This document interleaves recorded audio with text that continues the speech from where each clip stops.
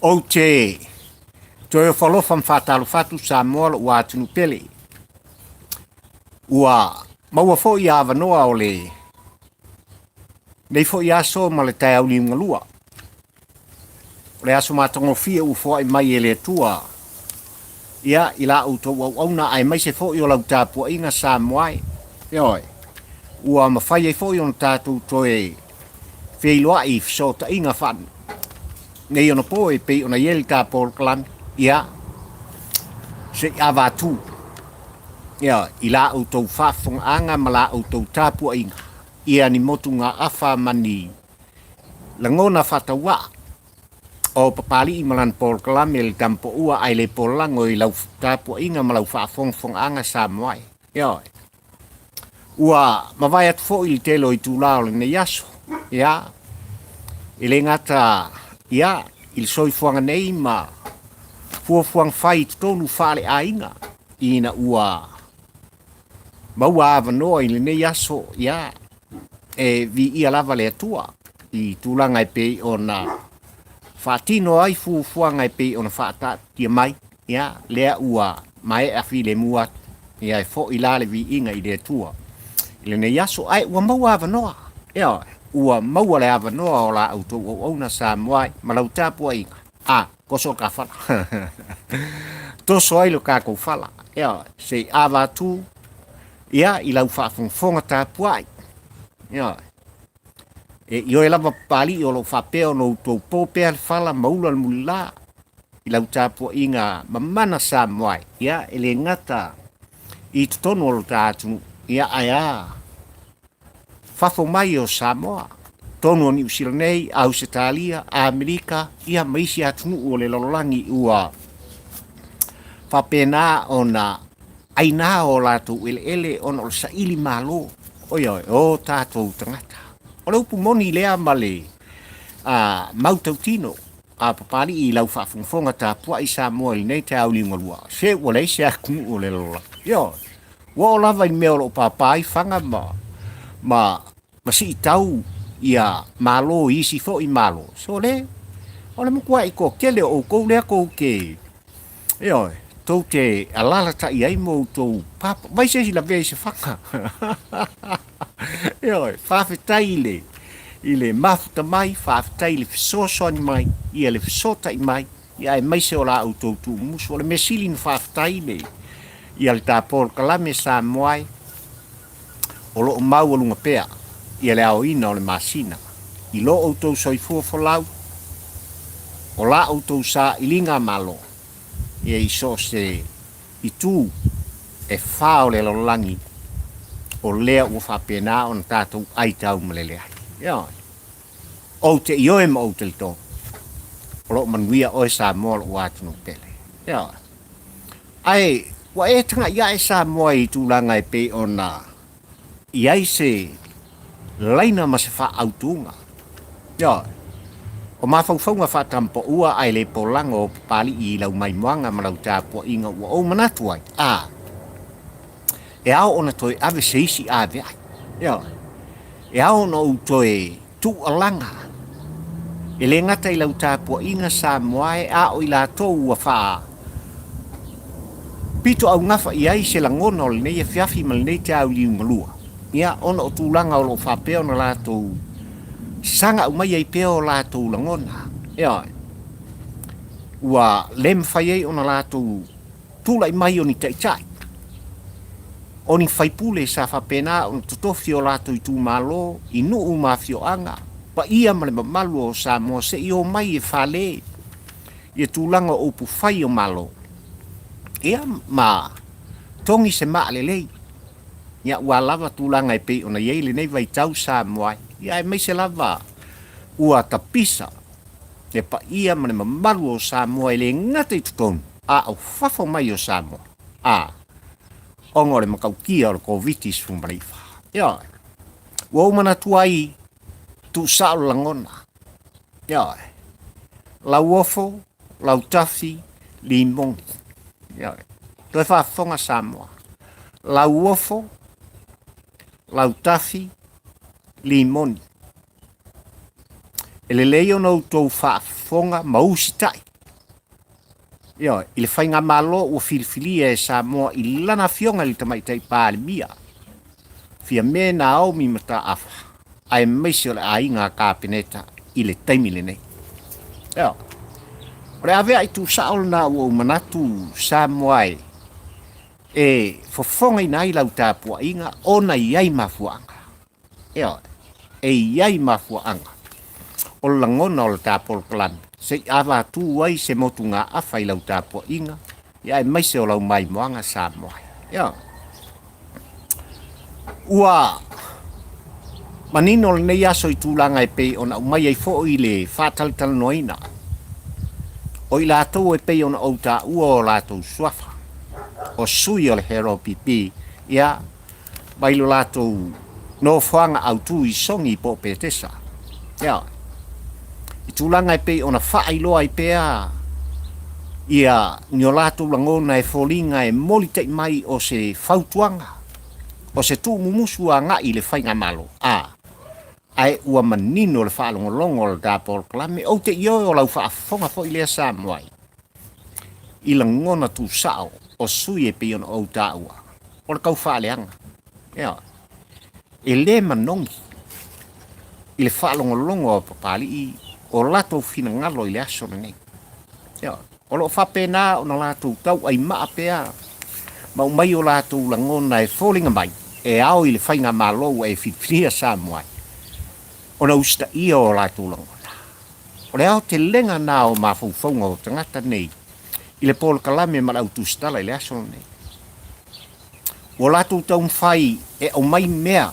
Sa tūla i mai i le vaitau o tuila epa mai i lato. Pa e inga sfumaleono matua atu. E tau tatai ai. Ia le tō whā le moe ma le whautautanga i lana fionga. I le tamaitai pālimia o whiwhilia e Samoa ma le ainga kāpeneta. I le taimile nei. O la fisili. Ai sa o tau manatua i. O tau nei e tō tolu ma la au tau Paul Kalami le asole nei. Lau fionga Lauofo whapena Lautafi ma Limogi. E au i le whaatuatua i le atua Samoa o tasi ai maise o lana fionga le tamaitai pālimia. Ona wha fofonga atu i au tau langona le asole nei ma au tau whapea mai. E au i le malo o tūlei mai. Ona toe au mai tūlanga e pei ona whaatino ina. Ia, i le lua tau sanga taluai. Ina ua tau nu ulu e COVID i tono le tātou at nu tūlanga e pei ona iai le whama ioti le lalalangi. Sa whapena ona tā pena i e le whainga malo i lea vai tau ua mawai atu. Ia tūlanga e whapena ona o lātou tala ina ai tūlanga a lava le pui puinga. O Samoa poto ma le tāpua ika. Ai ona fisile le tampo ua ai le polango i ai lātou ma lau whaafunga anga Samoa. O ai e auto, o lo auto manatu e a. O iai tui valea i le whainga malo ua filfilia e Samoa ai whaamanuia i ai le atua i lana fionga li tamaitai pālimia le ainga kāpenete. O le ase te leo lo tau si la fia, ma lo o tau i loa, e pei ono o tau tau mwhai e pea e milo tūlanga uma, i le whaafonga tāpua i e Samoa. O le upu tau tino i le whaingofie, ia le whama, mea ore. E le o upu fo ia malangona ia o le vaitau ma le taimile nei, e pei ono o tau alalanga i pea i tūlanga o langona o le portiki. Se au te ofo. Au te ofo. Au te ofo. I lo o tau le taliaina o le tu umusu. Au te ofo i lo o tau le whaafonga ma whaalongo le lei. Eoi. I tūlanga e pei ona mai ai se langona o lo o tau taitai. Le sunga i tu la epa. So le sungai. Se ku ngā mea o polkiki e le o koe mga mia le kaimini. Aia, o mai tu tonu. O mai tu tonu e ao o na whai se ngā duenga. E ao o na ave le fisosoani. Ngā lulu e fe oe ai ma le whai ngā malo ua tō fia e Samoa. Leanga o Samoa poto e a fia i le whama. E oi. O lea se yo o le whamtalanga pali I tūlanga wa o mai tau na lea so nei banga sa anga mala autotal no. Yo. O le ngata wa nga I le whainga malo I lana fionga I le pali mia ma le ainga kapeneta I ala tau whai unga whai. Ai u auto fisilingi a foi I lana fionga I le whongwhitalai o le motofono o Samoa.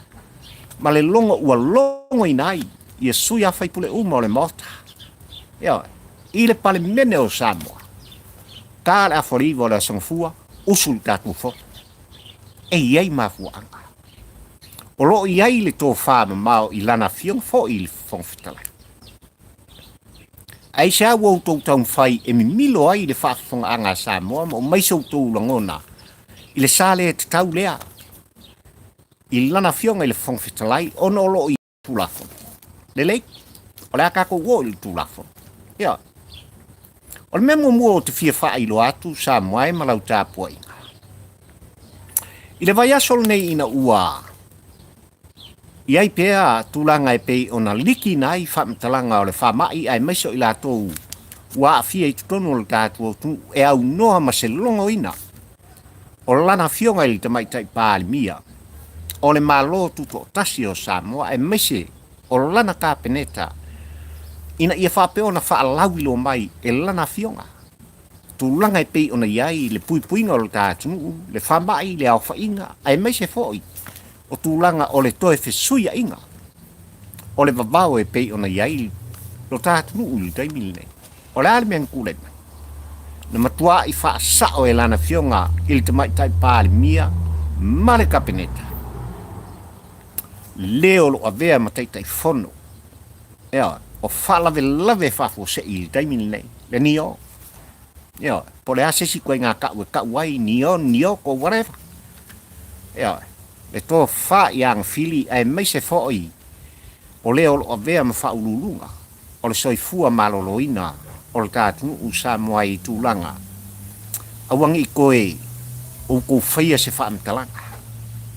Ea, o le alime wo iai la autou tāpenanga. O le alime wo iai la autou vaai. I tūlanga e pei ona iai. Tō whinga ua totofi ai autou ina I autou tūlai mai. Longo mai. Ea. Ai le mawhai ona autou longo ina le atu. A o lea ngofo le kai kai o Samoa. O lea nofo lana fionga li te maitai pānia. Pinko. O langona ia sa manatu papali I mal tampo ua ina ua umau I le asol nei le whaamtalanga Samoa. A. Se whaafkai I lau fionga li te maitai pānia. Whaaftai I lau fionga li nā whanua. Ea. Le anga ua e sa. I ala sa o lo fia whaafonga I Samoa ia I la tau nei mtūlanga e pei. O no lato umai ai le whaamtalanga. E ala il komiti na filfilia mai lava ele hero pipi. E ala va o lo ia I tonu I la tau nei. Ea. Ua maua fo ia le tāpol kalame tūlanga Samoa e. Ia o lea ua toe tofi ai. E le tāwhainga malo o tūlai mai. Ia fionga I le ingoa mtua. Ia po le whitalenga. Ia ulu. Bismarck. O le sa whapena. O na vea ma whaululunga. O le mtanga buenga o le sisio manga o le tātu. Peite ianen wha ma vai o ia I tūlanga. Ona o lea sa I le sa ilinga. O le tofi whaipule o le I tūmalo o whaleata wha. Ia. O le whetalainga ia ulu o ia lea sa whaululu iai. Ia le komiti le nei Samoa. Mai lava le taimi o le misela se I o mai lava ina ua mata le COVID I lo utaltununga. Sa le aise mea e ngā se. Sa solo pia I lalo tūlanga e pei ona iai le tūlafon. Le longo ina. O le sa abea mataitai o Samoa. I lea vai tau. Ona fofonga lea. E le sunga I atuila epa le pa ia ma le mamalu o Samoa.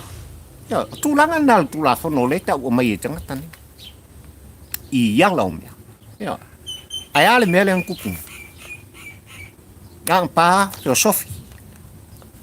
Ang mail whaamtalanga. Ai laile I lungoa.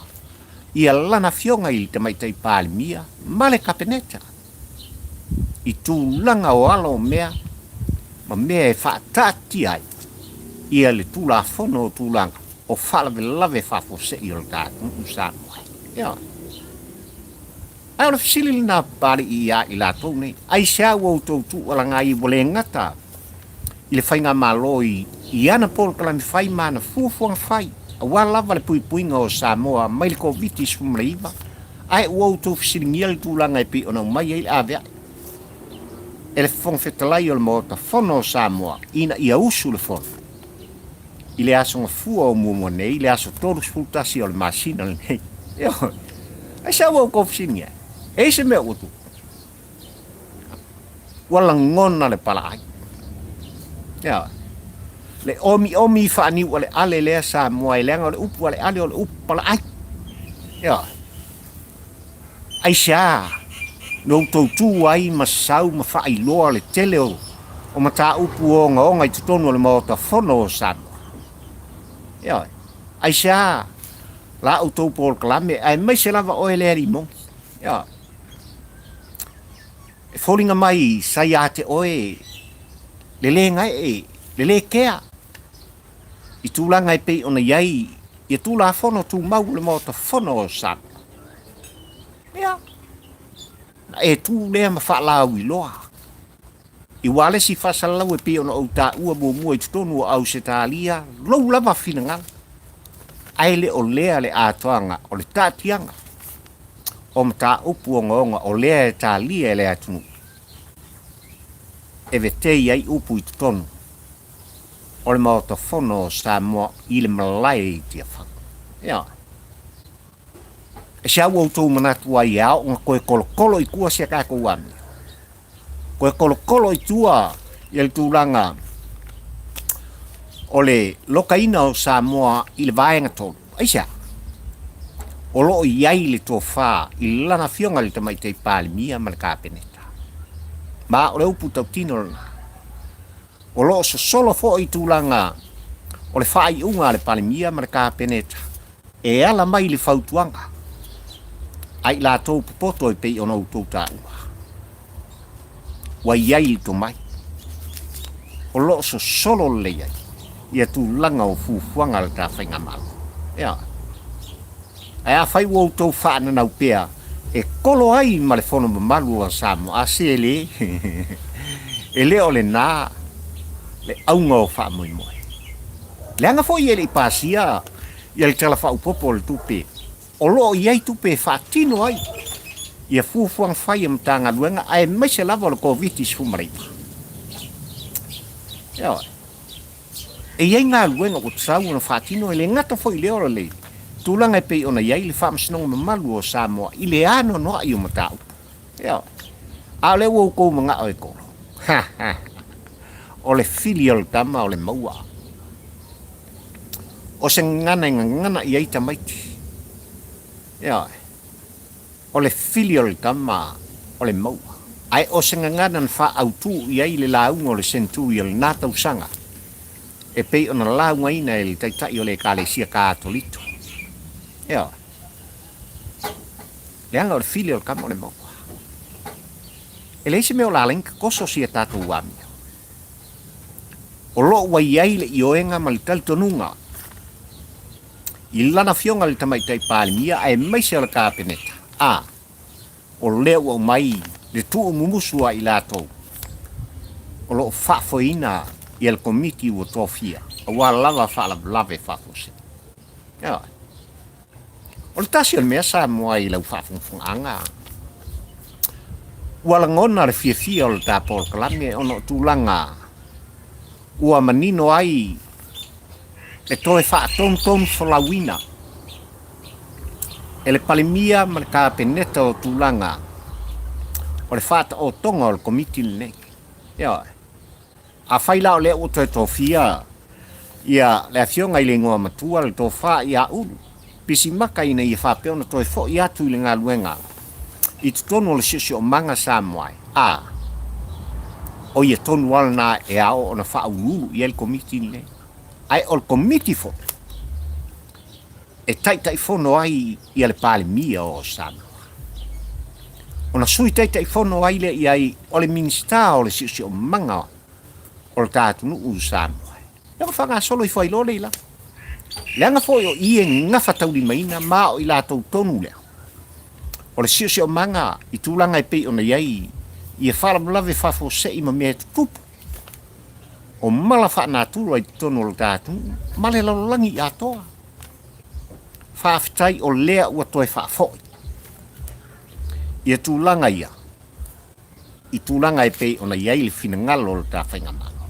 Mafua sia, a lea na manino tūlanga e pei ona iai, le nei vai aso sa, ma le lava i aso se i ma vai atu nei, ina ua taunu le valele.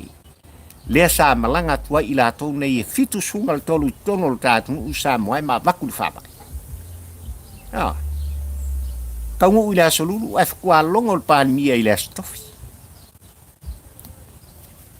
E longo le pānimia ae ua mae ale nā, ona whai le whaasala launga. A anga fili se leo lo avea, ma whaurulunga, o le tanga luenga o le pānimia. Ai leo lo whaurulu i ai. I le soifua maloloina o le tātu. Pai mkauti. Ai o loo sao whai lana fionga i te maitai pānimia o ia lea. E au ona ia fofonga ina. Le tāpua inga Samoa.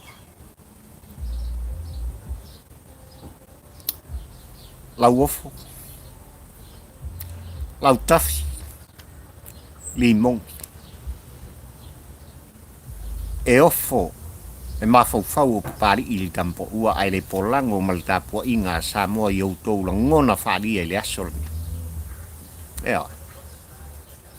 Pe lava o tam whai atu pari a whai o i lava. Ea. Ia tulanga o loo whapea o nalo pe i ailo outou waa, ma outou tau mwhai ai pea. E tau te tongi maa i le whainga malo. I tulanga o le porokiki. O le upu tau tino o papali, ua le aise outou. O le upu tau tino na. Ea, leanga, o lo o tāpua ia, outou whaiva e mai se fo i o le whainga malo ua tutofi e Samoa. E Samoa poto. Ea, au alava ne i outou manatu, i le whaafonga anga Samoa a mata mai lava i maungu tele se i o i se upito i titi o le atunu uni taimini nei. O le upu tau tino Samoa ai mai se outou. Ua makua i malama lama le atunu. Ua le aise i ota. O tūlanga o tūlafono. O le whaavai. Ma le angongoa i o mea sa tūlai mai ma tutupu mai. I le taita inga le hero pipi tutonu o le fast food tau saka. Se ngai. Se ua o lava, i mea whanga o lo tataa, i tua lawa matua maota, ua matua i alalanga, ua malmalama. I le kele o mea whasafa le tonu. Sui le awala. Sui le alafua. E tau te petese ai mau tau talano ai. I le whaafonga anga le atu. Ona maua le o so tau ai. Sa autu walanga ma batul fautuanga fo i auto i tulanga e pe ona ngai mai ai. Le whainga filfilinga Samoa i tu malo e fitu. I loutou a ngai pea o le kaufaleanga o le amlea e pe ona langa ina e lo auto teitai. Ai mai se auto ina. Dan mengu. Na tali i tu malo e fitu i loutou tau whaleanga. A le entu lei mai. 5 sui o le hero pipi ina pa mai tu malo e fitu nei sa manu malo ai i le whainga filfilinga mai le asoiva o apelila lua afe lua sumaldas ai se e le whatu tua i le tua sa mo utas wa lava le e tau ona o wha amanatu ai i le utou whalongolongo mai ai mai se le whaafonga anga sa mo wa amata ono au ngata le lango ale atu i autou langona whaadia ai mai se le vaengan tūlai mai i le whase fulu tau saka ma o le upu tau tino le sa moai malau tāpua inga E le toe fisilingia e papali i tampa ua ai le polango. Le tula i mai o le whaatutua i le tua sa mo utas. Kako ki le koe fisilingia. I le tula i mai o lana fionga. I le tamaitai pāli mia. Malona au ba. Sei toe tau whaafo i sa moa. I tūlanga e pei ona mam. Whina ngalo ai. Ni au tautua a mana i o tātou mātua. Ia maua e Samoa. Se Samoa fia, se Samoa file mu, ma se Samoa manuia. E le to e fisilingia, tūlanga na e pei ona tau mawhai ai. Ia le taita inga le whātua tua i le tua Samoa utas. Ia. Ai o tūlanga e pei ona au tā ua Samoa i lau tāpua inga ma lau whaafonga anga. Ia ta ilo i lau tau whaafonga anga. Ai ole upu tau tino pali i tampa ua ai le pola. Se ua ki ngā. Le whaafonga Samoa. Sui le alafua. Sui le awala tau te ngana ai mautou. Sa ai. Ini mea e manui ai lu tātua tu. Ai maise au koi kumalo. Ai maise u tu malo sayang. Sao latu tō fia au tau tangata. Ina iau tō o mai tonu alu. O le mao ta fono, i le malai fono i tia whau. E maingi mea le lei, mangi mea manongi. O mea e manui ai, e le ngata iau tō i tū malo, a o sa moa atua. Nea. Tulanga lo iel wha mai sa moa e o malitaimi nei na lo sulfitu i la tō lau wha penhao na afia. I ia ma wha aftai ale anga le lei o le tua. O lo maua fo i li poti ma tulanga i pei ona iai i la tō ua afia i le wha mai oti sa moa a o lo malo lo si te oa i fia i la tō. Ea. Le aise si u whata o tolia, le aise si u maua i nisi ngā se tu ngā e fesilingi ai le malanga le maliu male otis. Ai o lo o manuia tangata. O le whaafitai na sa moa i le tātou tau whai te talo. I le atua o sa pota. I le file mu, ia e maise o le whaafoisia o le malosi. Pe a whai. E wha maunia. Le a fio i la tome. Wai hao lavonga i eise fesilingi o tūlanga. Le wa mata o na maita wa. A. E leo toe whaatumutumu lima i ai. Le sila. I lana fionga le tamaitai pāle mia. E maise fo. O le ainga kāpeneta. Male au wa o le whaatutua i le tua sa mo ukasi.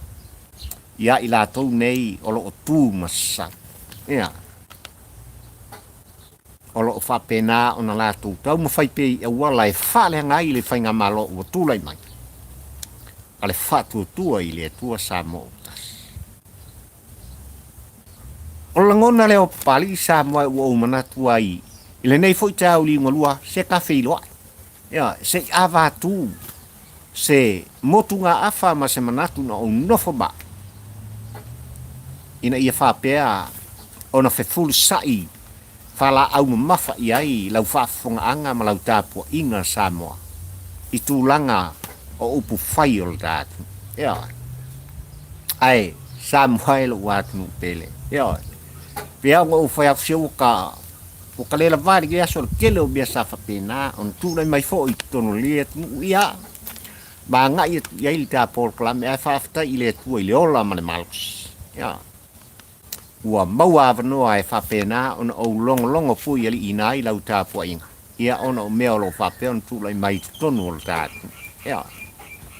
O le tatalo o le tampa ua ai le polango sa moai.